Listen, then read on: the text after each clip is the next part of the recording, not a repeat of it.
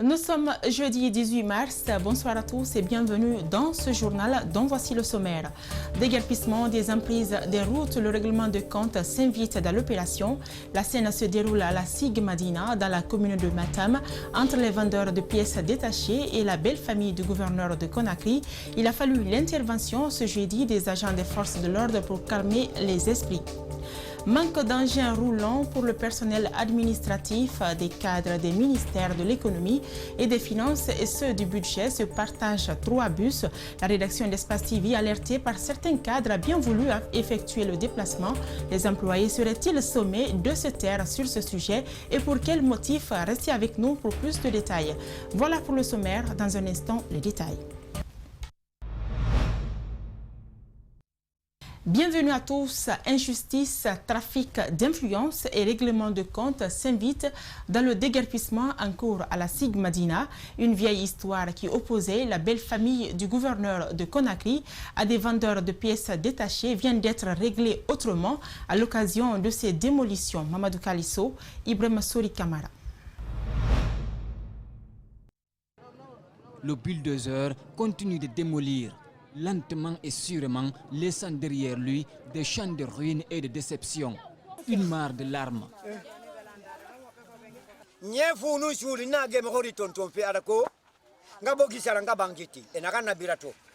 Des larmes de vrais gens, des citoyens qui ont sué pour avoir ces boutiques, magasins et maisons qui sont en train d'être ravagées par cette folle machine surnommée « Gouverner autrement », allusion faite au slogan prôné par Alpha Condé. Puis, injustice, trafic d'influence et règlement de compte s'invitent dans la danse. C'est le cas de cette affaire qui oppose ces marchands à la famille Tolno, qui serait la belle famille du gouverneur de Conakry. Tout a commencé lorsqu'un jeune membre de la famille a soustrait la marchandise de leur locataire. Il a été interpellé par la gendarmerie. Après tractation, le jeune a été libéré. Un affront que sa famille n'aurait pas apprécié. Profitant du déguerpissement en cours, le gouverneur en personne se serait impliqué pour déguerpir les vendeurs de pièces détachées sans délai raisonnable. Comme c'est le gouverneur qui a ordonné, on ne peut rien faire. Nous, on n'a pas la force de... Ils ont démoli notre magasin et eux-mêmes, ils ont commencé à construire. C'est la construction qui a été démolie encore. Donc nous, on n'a pas la force pour démolir, mais c'est la force. Parce qu'on a fait notre plainte, on a porté notre plainte à la bâtiment des bâtis. Ils sont faits nécessaires de voir ce qu'il faut. Ceux qui ont pris la décision, ce n'est pas nous. Après la démolition des boutiques, la famille a entrepris de construire des maisons d'habitation, ce qui a irrité les déguerpis qui auraient à leur tour usé de leurs relations pour tout démolir. Ce jeudi matin, des citoyens ont voulu protester contre ce qu'ils qualifient d'injustice. Le mouvement a été vite étouffé par les forces de l'ordre déployées sur les lieux. La justice, la destruction de la maison, pourquoi? On veut connaître quoi? C'est seulement ça, c'est rien. Et on n'a rien fait, c'est pacifique. Hein? Actuellement, toute la zone est quadrillée par les forces de l'ordre. Aux habitations des pauvres gens, les machines du département de l'habitat n'accordent aucun répit. Je vous le disais également au sommaire, transport du personnel administratif, des cadres des ministères de l'économie et des finances et ceux du budget se partagent 3 bus, sauf que ces engins sont en panne de carburant depuis quelques jours, selon plusieurs sources dans ces 2 départements. Des informations démenties par la chef de cabinet du ministère du budget. C'est un constat de Mamadou Boulere Diallo et Ibrahim Sori Souma. Nous regrettons le retard sur le paiement des 2 nouveaux bus en faveur des travailleurs.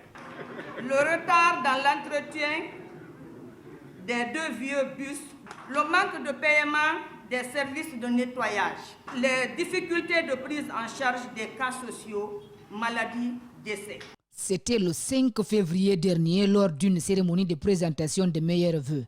À l'époque, voici la réponse du ministre du Budget. Nous sommes conscients que l'efficacité du travail dépend du climat de travail et dépend du traitement qu'on fait au personnel. Et vous pouvez compter sur nous, nous n'allons pas déroger à la règle. Apparemment, le problème n'a pas été réglé. L'alerte est donnée par une source anonyme. C'est dommage pour le ministère de l'économie, des finances et du budget. Les bus de travailleurs sont garés pour manque de carburant depuis une semaine, dénonce-t-elle. Pour vérifier l'info, nous nous sommes rendus à ces deux départements ministériels. Une source vient vers nous pour nous confier que tous les bus sont en panne de carburant et un autre se trouve au garage pour crevaison aussi.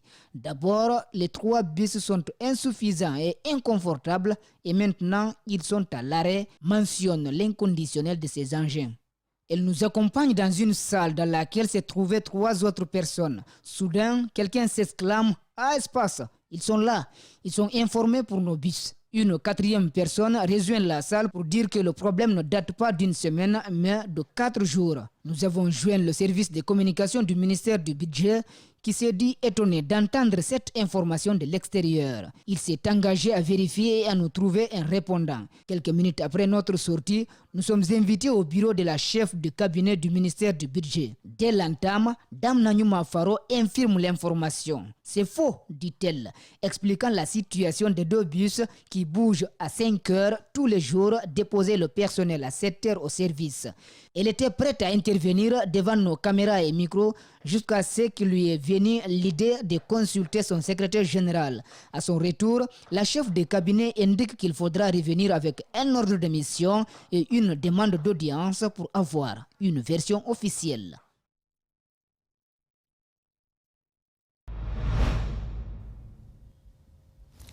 En décembre dernier, l'État a procédé à une augmentation des taxes forfaitaires sur des marchandises importées. Cette décision du gouvernement ne laisse pas insensibles les commerçants face à une telle réalité. Ils souhaitent immédiatement être syndiqués, ceci pour faire face à ce qu'ils appellent des inconvenus et autres aspects qui peuvent paralyser leurs activités économiques. Djibril Ba, Tcherno Sadouba. Des commerçants se réunissent ce jeudi pour parler d'une seule voix. Inquiets par rapport aux mesures prises par les autorités concernant les taxes, ils se disent que l'horizon s'assombrit. Alors, ils veulent mettre en place dans ce contexte une structure syndicale. Il y a une augmentation qui a été faite, dont le ministre a parlé à la télé, qui a dit que non, qu'il n'y a pas eu d'augmentation, mais il y a eu d'augmentation, bien sûr. Il y a eu beaucoup d'augmentation. Donc ça sera notre première mission d'aller négocier avec eux. L'activité commerciale est un univers complexe, avec plusieurs intervenants, dont les commerçants sont les acteurs principaux. À cela s'ajoute l'État, organe de tutelle pour finir avec les consommateurs. Il est parti d'un constat, selon ces commerçants, d'un manque de sécurité sur leurs marchandises pendant les moments de trouble, surtout en période électorale. Ils prennent le problème au sérieux. C'est surtout sécuriser Madina.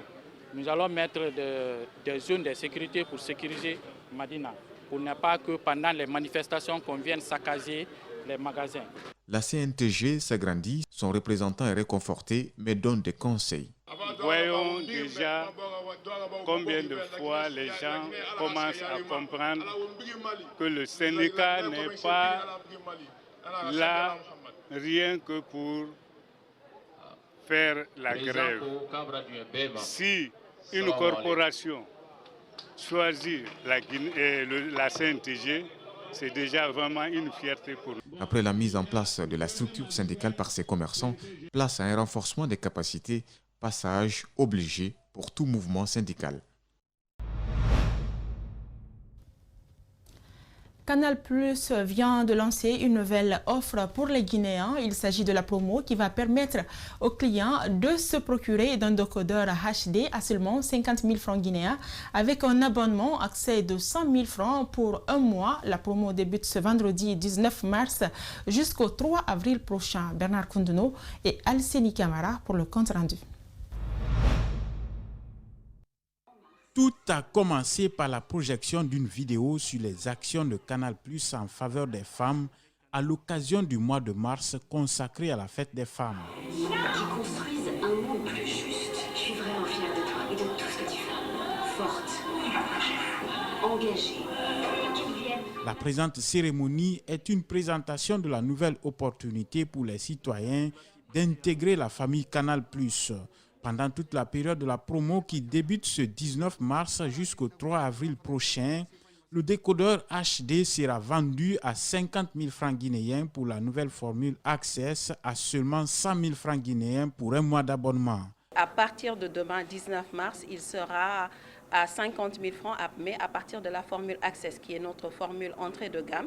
Donc, si vous avez 100 000 francs la formule, plus 50 000 francs, avec 150 000 francs, vous avez le décodeur, la parabole et un mois d'abonnement.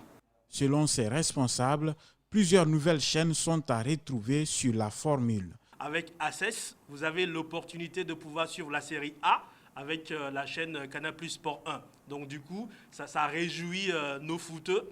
Au-delà de ça, on a également la chaîne Info Sport Plus qui nous permet d'avoir toutes les informations sportives en temps réel. Comme les précédentes promos, ces décodeurs sont déjà disponibles dans tous les points de vente, précise-t-il. Vous les retrouvez sur tous nos points de vente. Et quand je parle de nos points de vente, vous avez les stores Canal+, vous avez nos distributeurs agréés et vous avez nos vendeurs qui sont sur le terrain. Donc vous les voyez, le décodeur est à 50 000 à partir de la formule Access. Donc à partir de demain, vous pouvez déjà commencer à aller sur nos points de vente pour bénéficier, profiter de cette offre flash-là.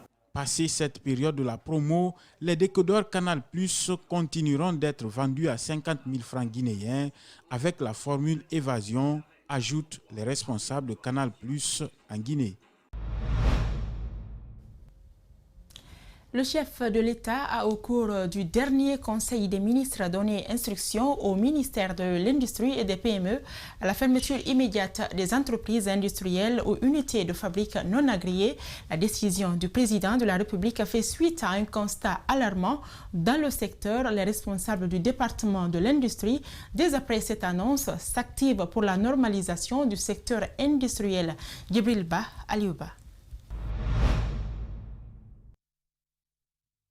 Le président de la République sollicite immédiatement des investigations pour identifier ou procéder à la fermeture des industries et autres fabriques non agréées à la base de la production de produits et aliments dangereux pour la santé des populations. Au lendemain de cette instruction, le directeur national de l'industrie a procédé à une visite de terrain à Dibrika, zone où un plus grand nombre d'unités industrielles sont concentrées. C'était une démarche qui a été envisagée, alors l'instruction d'Alpha Condé vient à point nommé, a-t-il précisé.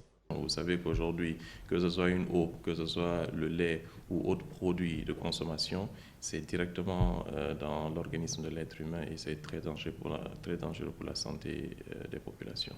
Des unités industrielles pullulent de partout. Certaines évoluent sans aucune marque. Une réalité qui n'a pas laissé insensible. Anne. Qu'aujourd'hui, les gens vont même s'installer, ouvrir des unités industrielles dans leur propre garage ou dans leur propre maison. Donc il est très difficile pour nous de dénicher toutes ces unités industrielles parce que nous considérons souvent comme étant clandestines. Certains diront que les unités industrielles participent au développement socio-économique du pays, mais leur réglementation s'avère indispensable car il existerait des propriétaires d'industries qui profitent du laxisme de l'État. La certification n'est pas leur préoccupation. Quand je vais sur le terrain et que je constate ces cas, et il y en a beaucoup, nous demandons surtout à ce qu'une amélioration soit faite. Si l'amélioration n'est pas faite, nous procédons à la fermeture de cette unité industrielle. En Guinée, on dénombre depuis 2010 près de 135 industries. Elles se distinguent dans l'agro-industrie et l'industrie chimique.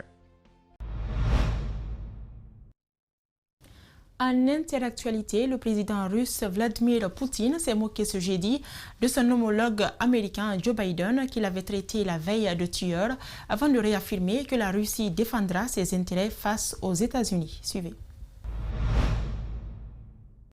Будьте здоровы. Я желаю ему здоровья. Говорю это без иронии, без шуток.